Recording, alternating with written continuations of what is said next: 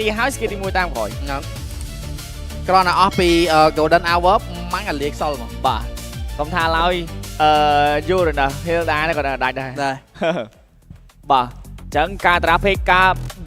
របស់លោកគ្រូបង្គោលទាំងសងខាងក៏ដូចជា assistant បាទជាមួយនឹងបញ្ចប់នៅក្នុងវគ្គទី2ដូចគ្នាបាទឥឡូវចាញ់មកហើយជាមួយនឹងកីឡាករនៅសល់តែ10នាក់តែម្ដងនៅក្នុងការប្រកួតវគ្គទី2សូមស្វាគមន៍អ្នកទាំងអស់គ្នាមកកាន់ការប្រកួតរវាង Dark Rai Esport បាទគ្នាជាមួយនឹង Vigor Epic បាទក្នុងវគ្គទី2ហើយបាទជាមួយនឹង Vigor Epic អាចនឹងដូចវគ្គទី1ដល់ទីក្នុងការបញ្ចប់វគ្គលឿនបាទក៏ដូចជា Dark Rai Esport បើក map អាចយកលទ្ធផល2-1ទៅកាន់ Vigor Epic បានឬក៏មិនបានបាទ Spider យកជាមួយនឹង Orang Canadian យក Purple បាទ Midland បើសិនជា team fight កាត់ឡើងនិយាយទៅបើសិនជា land ទាំង3ហ្នឹងគេបង្ក team fight ច្រើន Canadian សប្បាយនឹងការ finish ណាបាទស្រុកបួតិចតែ style នេះគាត់យកជាមួយនឹង Marcel បើគាត់យក Romer Minimake វិញសប្បាយមែនទេបងបាទលើកបោះអំឡំ support Magan យើងដឹងហើយ Marcel របស់ D7 ដូចជាគាត់លេងដំបងគេនៅក្នុងការប្រកួត MPL វ៉ាវពីការខំបោគ្នាបាល់ឡូតាមតែពី Aiki ហើយនឹង Dark Side ហើយនឹង Spider ក្នុងការយក first blood ទៅលើ D7 បាទអរគុណដែលបានសរសើរផងដែរបាទពីតាគូបាទមកក្រសរសើរភ្លាមទៅបាទ first blood បាទលៀមចូលទៅរំខានកន្លែងនេះចាយមក flicker មួយផងដែរពី Dark Side ចង់ទៅណា off លើដើរហើយក្នុងការយកបានមកគៀវមកវិញផងដែរពី Canol Neo ធ្វើការកាត់ច្រាមមានការបោះជាមួយនឹង Shadow មួយផងដែរពី Aiki ទៅរួចឬក៏មិនរួចជាមួយនឹងការបោក D7 បន្ថែមទៀតផងដែរបោកចូលដល់ក្នុងនេះជាមួយនឹងការចាយ flicker អស់មក flicker ទៀតពី D7 មិនបើ Spider មកហើយ Canol Neo អស់ជាមួយនឹង skill ក្នុងការដកថយបាត់ហើយពី Spider ចូល recall មួយទៅលើ Canol Neo ដឹងថា Canol Neo អត់ទាន់ level 4ក្នុងការវាយទៅលើ Spider មិនបានដូចគ្នាបាទហកកាប់ចិញ្ច្រាំដឹង D7 នៅក្បែរនឹងចាក់ដាច់យកតែម្ដងពី Spider គេដឹងហ្នឹងកន្លែងហ្នឹងcheck map យក delay ភ្នែកបាទមិញ delay ស្មៅភ្នែកទៅគេដឹងបាទជាមួយនឹងតទី1ធ្វើការតេះយកតែម្ដងពី Dark Rai Esport មានអារម្មណ៍ថានៅដើមម៉ោងនេះ Dark Rai ធ្វើបាល់ល្អខ្លាំងតែក្នុងការយកជាមួយនឹង Objective បាទបិទ free territory ជាមួយនឹងតទី1 No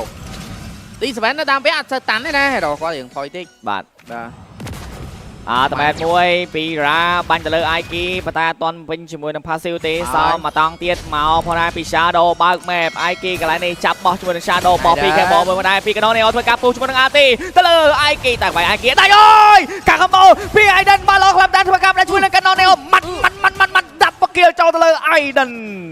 នេះនៅជាប់មកកកហ្នឹងមិញមកកក skill passive របស់ D7 ណា Yes បាទយើងដាច់រៀងអាក់ស្ដង់នេះណងអាយ៉ាមានអារម្មណ៍ថារៀងតណងជាមួយនឹងវគ្គទី2ពីកាង Dark Rai Esport អាយ៉ាបាទជាមួយនឹង Spider មកពីខាងក្រោយយត់ពីចម្ងាយកាប់ទៅលើ Shadow តែកាប់មិនចំទេជាមួយនឹងការកវី skill បាញ់គ្រូបន្ថែមទៀតជួយជាមួយនឹងការ fast clear ទៅលើ Aiden ដូចគ្នាអើយអត់ទេអាយ៉ូឈឺបាទ D7 តាម level 3នោះទេតាម level 4នៅឡើយហ្មងបាទតែចាំណា D7 ultimate របស់ Aiden ដាក់ជាប់ទេណាមកហើយ Dark Side បើក map ឃើញ Canol Neo ពូជាមួយនឹងការតេស cable ពី3 cable អត់មាន purple boss ធ្វើការដកថយសិនហើយបាទរក level មែនទេតែសារ D7 ក៏ដាច់2ដងឥឡូវ level 3ដងហើយគាត់ level 4ហើយឥឡូវបាទអូដើមមក3ដងហ្នឹង3ធ្ងន់អឹបគាត់សារមួយម៉ាត់ហ្នឹងណាមួយផ្លែ3ដងតាគួរនេះសារតាម play សារ tip គឺនឹងទៅយ៉ាងណាបាទដឹងអើតមែនពី Super RTX ប៉ុន្តែមកពីខាងក្រៅជាមួយនឹងការជាប់ stand បោះជាមួយនឹង Dexter ដកថយមួយផងដែរពី Super RTX បាទខ្លាត់លើបាក់លេមានអារម្មណ៍ថាអស់ម៉ាណាច្រើនទាំង Monster ទាំង Cloud និយាយទៅ update មានម៉ាណាមកខ្ញុំងុំ skill ប្រើស៊ីម៉ាណាទេបាទជឿបងនិយាយទៅបើក្នុងគោលបំណងរបស់ developer គេនិយាយថាគេចង់ឲ្យអំលេងទៅផ្ទះខ្លះបាទលេងកុំឲ្យត្រាំនៅ land វិញ Yes បាទកន្លែងនេះក្នុងការយកជាមួយនឹង Total អាចនឹង free ហើយពី Vigor Epic ប៉ុន្តែបើក map ឬក៏មិនបើក map Dark Side ក៏មានការបើក map គឺឃើញ map ពេលនេះយក Total free ពីខាង Dark Rai Esport ទីវ៉ាន់ trade យកបានអត់បងមើលទៅខាងលើសារសៀលយកអត់បានទេបាទព្រោះថាអត់មាន hero បាយដែរបាទទៅដល់ Aiden ធ្វើការយកជាមួយនឹង Sprint Grab ដូចជាយកមិនបានឯការចាយ retreat យកបាត់ហើយពី Canol Neo គេចង់វាយយកបើទៅហើយណ៎ tới ấy đi Sven chạm mẹ bị đạc sai nữa các bạn nâng tay ra cho bánh vô tầm đòn từ đạc sai miền flicker ra tê miền flicker cho bóng flicker vô tầm đòn chúng ta bóng quay từ ra đến cái điểm phòng này bỏ mà ơi chúng mình cái đó neo bỏ pick bóng quay chúng mình đạc sai đánh chúng mình đạc sai ban một kia bên này mà tay ô đánh bờ vô ban bóng ra pi spider bà ô ai đánh này do ban đó chúng mình đừng ô đánh bờ Ultimate bị Shadow quay từ lưng Aiki bỏ Aiki tới chúng mình capra Arti đọ thôi bóng này mấy cái ball 4 cái ball các đọ thôi mà mình ra kiên mà cần no neo bà phải mà thế mình thấy đấy bà thòm nãy có bắt orange bờ mỗi tờ là orange bờ nó trâu là can ai đần được tê bà lấy còn cái nhỏ bắt bờ hiện khát đấy gì và những cái lấy đáy chung này Infinite GT has profile chia để chia tụi sắp lấy cái nó cao cột âm điệu của diaរបស់យើង với liquid cooling gaming phone ដំណើរការម្ចាស់ chip D8 Ultimate Gaming chip 5.5G លេខ MLVV 120 Hz មិនធ្លាក់ frame ឡើងមិនឡើងកម្ដៅ liquid cooling hydro flow អេក្រង់ 144 Hz AMOLED ច្បាស់ game display បំពាក់ជាមួយនឹង GT Tiger ឈ្នះគ្រប់ការប្រកួតបាទនៅក្បែរហ្នឹងថតមកប៉ោពី D7 បាទវាយគ្នាបន្តិចបន្តួចតែម្ដងទៅចេញសិនតែទេមិនទាន់ស្ដាន់ខ្លាំងប្រហែលទេសម្រាប់ Hero Marshall នេះអូយអត់ទេបាទ Vincent spam គ្រាប់ដាក់គាត់មិនដែរបាទបាទ stake បាទទៅថត Aiki មិញបាទមកប៉ោអូអាយ៉ាមកគៀបហើយពី Dark Side អត់មាន flicker ទេណា Dark Side ប្រយ័ត្នគេបោកវាយបតែជាមួយនឹង Vincent បាត់បង់បាត់អល់ទីពី Super ទីឲ្យវាយទៅលើ D7 នេះគ្នាតែវាយ D7 អត់ទេកណូនេះអូហើយ energy បាត់បង់បាត់ហើយជាមួយនឹង Aiki ធ្វើការដេញវាយបតែជាមួយនឹង Dark Side ក៏ទៅដូចគ្នាចូលវាយរ៉ាលងខ្លួនបាត់ហើយពី Dark Side ទៅថត spawn បាទតែមែនរះយកតែម្ដងពី Aiden ធ្វើការតេស្តជាមួយនឹង Total Fast Total ដោយសារ Kano Neo មិនទាន់មានការ spawn មកវិញដូចគ្នាជាមួយនឹងការបោកវាយយកតែម្ដង Aiki ធ្វើការបំពេញជាមួយនឹង Stake ក៏ដូចជាការ Stream យកសិនដែរទេ Stream យកជាមួយនឹង Total ទីវាយទៅលើ Dark Rai Esport អត់ត្រីអូមិនអត់ត្រីមិនបើ Kano Neo មក50នាទីតាមមកមិនទាន់គាត់1នាទីដែរអូខេបាទ Hana slide ចេញ Vincent Vincent តាំងពីពាក់ Sky Visa អត់ត Stack ឃើញទេវគ្គនេះបាទដោយសារតែដើមវគ្គដាច់ D7 ច្រើនអញ្ចឹងធ្វើឲ្យដាក់រៃនាំមុខ 2K បាត់ហើយបាទចាប់ថតអើយ Aiki អើយទៅណាជាមួយនឹងការបាញ់ប៉ង Aiki ចាប់ flicker ឡកឡើងនៅពី Aiki ធ្វើការដកថយ Kano Neo នៅក្បែរហ្នឹងជាមួយនឹងការប្រើ RT ផងដែរពីវត្តមានរបស់រ៉ាតែចាប់ទៅលើ Spider មិនជាប់ទេអូយមិនក្របច្រើនណាយ៉ាតាម flicker ដកថយ Dark Side ដូចចូលទៅខុសប្រឡោះផ្លូវបាត់ហើយជាមួយនឹង Dark Side មាន flicker ដកថយដែរទេជាមួយនឹងការបោកវាយទៅលើ Kano Neo អត់មានជួយនឹង energy ទេ retrieve យូសិនបានឬក៏បាន Spider ចុច retrieve មួយបានទៅលើ Kano Neo ទេធ្វើការយកជាមួយនឹង Pop បានឡោខ្លាំងតែពី Dark Side មាន flicker ធ្វើការចាយ flicker ដកថយបានឬក៏បានមកដែរទៀតអាទីពី Aiki បោកវាយទៅលើ D7 មិនគេយកតំណងបាញ់ Ultimate ពីចម្ងាយផងដែរពី Vincent Kano Neo ធ្វើការបោះជាមួយនឹង 3 cap មកឬក៏តំណងជាមួយនឹងការបោកវាយទៅលើ Aiki ដែរទេអត់បោកវាយទេដកថយចិត្តពីចម្ងាយពី Spider អត់វាយទៅលើ Vincent ទេបាទខាងលើ Aiden ត្រូវបាន Shadow ដេញវាយកលៀត Thread បាត់ហើយបាទអូយកបច្ចឹង speed យកហ្មង Vincent មកហើយបាទ Kano Neo ធ្វើការ fast clear ដើម្បីយកជាមួយនឹង Tier 1 Thread នៅខាងផ្លូវ top lane ឲ្យ Shadow ក្នុងការងាយបើក map ដូចគ្នាបាត់ដែរបាទ Dark Side តែម្ដាយពីដៃតឡូឈាម Kano Neo ធ្វើការពុះយកហើយមានជាមួយនឹង flicker ក៏បានរត់រួចបានដែរពី Dark Side នៅដូចជាលងខ្លួនបានហើយជាមួយនឹងការយកបាន Tier 1 Thread និង Dark Side មួយដកថយលឿនជាងដល់ពី Kano Neo Shadow នៅក្បែរហ្នឹងមានការថតមកបោកពីបោកជាមួយនឹងការចាប់ RT តែចាប់មិនចំគេទេពី D7 ប៉ុន្តែការដកថយមកហ្នឹងពី Dark Rai Esport វ៉ាវគាត់ចាញ់នេះកិច្ចមិនល្អមែនមកបន្លោះមកបាទសម័យតែ Aiden វិញក៏អត់ជាប់ណងអាយ៉ាគេថាកម្ពុជានេះមិនតន់ជោគជ័យនៅឡើយទេណាបាទនៅក្បែរហ្នឹងថតមកប៉ោពីប៉ោទៅលើ Shadow តែ Shadow អានេះមានបញ្ហាជាមួយនឹងការបោះមកពីខាងក្រៅមកដែរពី Aiki លត់ក៏មានការ spawn យកផរបស់រៀងខ្លួនទេបាទពីអេបាទប៊ីលួចបានផបើណងឡតកាប់ឡត D7 នៅក្បែរហ្នឹងចូលទៅដល់ក្រនតេះញល់តែម្ដងជាមួយនឹងការរត់ចូលចាប់ស្តាន់គេលេងតិចតួចប៉ុន្តែយើងមើលជាមួយនឹង Aiki គីឡូឈាមកាន់ Neo អានឹងបោកវាយដែរទេពី Shadow បើមុខពី Aiden ធ្វើការសូមយកដំណងចាយមក flicker ធ្វើការដកថយរះតែពី Super នេះឲ្យការ Tribution មកទៅលើ Spider បណ្ដាយើងមើលជាមួយនឹង Ra បាត់បង់មកដែរជាមួយនឹង Super នេះធ្វើការបោកវាយបោះជាមួយនឹង Neo ធ្វើការដកថយបណ្ដាយើងមើលជាមួយនឹង Shadow ចង់តាណាចាយ flicker ធ្វើការដកថយ D7 ធ្វើការរំខានជួយ cover បាល់ល្អខ្លាំងដែរពី D7 កប់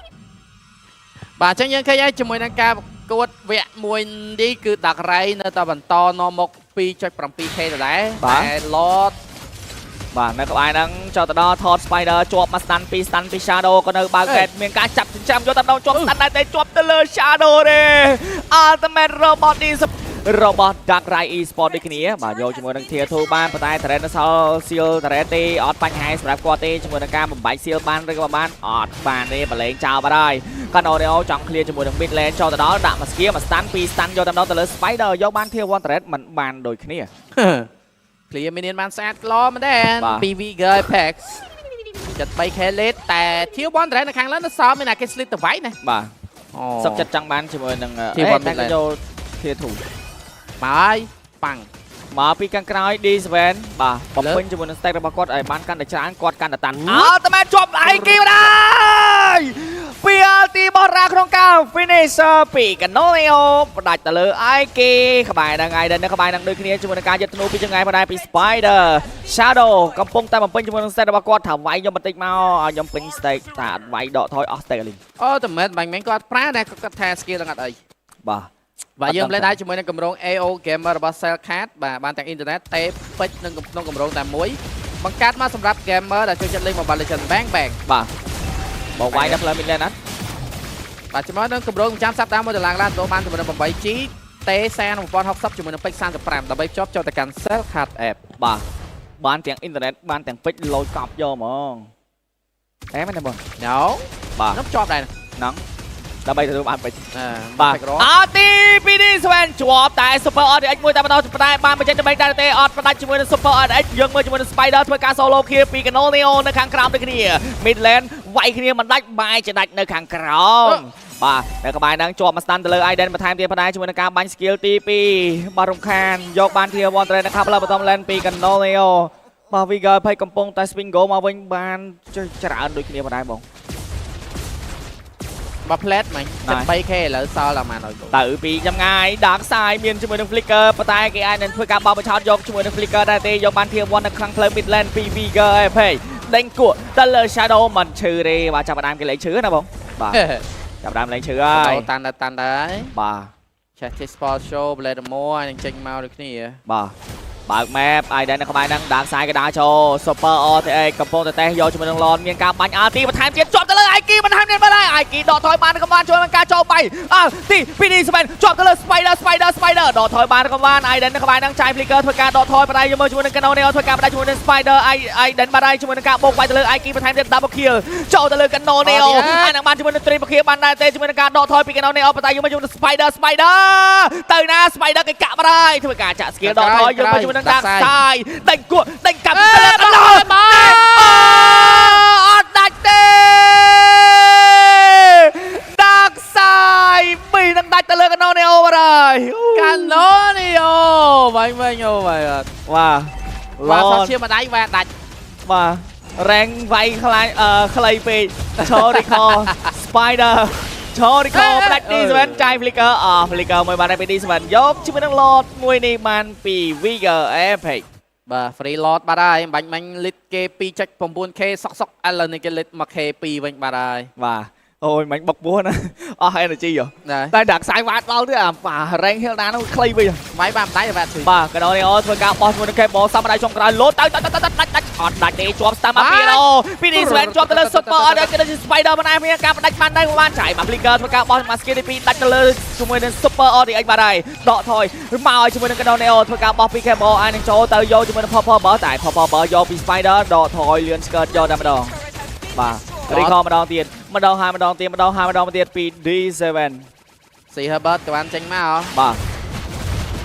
Lord ក៏បានមកដល់មានអារម្មណ៍ថាទៅជាមួយនឹង Tier 2យកបានដូចគ្នាបោះជាមួយនឹង Stan ចោល Ultimate ពី Vincent ពីចម្ងាយកន្លែងនេះ Canonio មកតាន់ឬក៏មិនតាន់ free ជាមួយនឹង Lord ឬក៏យ៉ាងណា Dark Side ឆ្លាតខ្លាំងមែនទែនក្នុងការពជាពេលឲ្យជាមួយនឹង Lord មិនងាយក្នុងការវាយដល់ Tier 3 ប៉ុន្តែមានការចូលដល់ដែរទេពី IK អាចនឹងបញ្ហាជាមួយនឹងការដាច់យកតែម្ដងពី IK ដកថយបានទេអត់មានជាមួយនឹងការប្រើ RT សុកចិត្តដាច់ខ្លួនឯងយកតែម្ដងពី IK Canonio បោះជាមួយនឹង Tier 3 Terrain នៅខាងផ្លូវ top lane របស់ PK Ball ធ្វើការដកថយ Lord មួយនេះក៏ เคลียร์มาคนไหนปีชาโดធ្វើការឈរខពូយកដល់ពីកណ្ដោនេះអូទៅលើ Super នេះហើយបណ្ដាទៀតបត់បងពីផ្លូវបាត់ហើយចូលដល់អត់មែនគក់ជាមួយនឹងមីនៀនចាំមីនៀនជុំគ្នាបណ្ដាយកមកជាមួយនឹងដាសាយលះបង់ជីវិតខ្លួនឯងដើម្បីផ្ដាច់ជាមួយនឹងការទប់ផ្ទះ Aiden ចាប់ស្តាន់បាពីរោរជាបោកទៅលើ D7 មិនឈឺដូចគ្នាមានការបោះ2 Camel 3 Camel ចូលទៅដល់មានការព្យាយាមទប់ផ្ទះពី Spider ទប់ជាប់រកជាប់ដាច់3ផ្លូវបាត់ហើយពី Shadow នៅក្បែរហ្នឹងដូចជាជ័យនេះ2 ទល់នឹង 0 គឺបានទៅលើ Vigo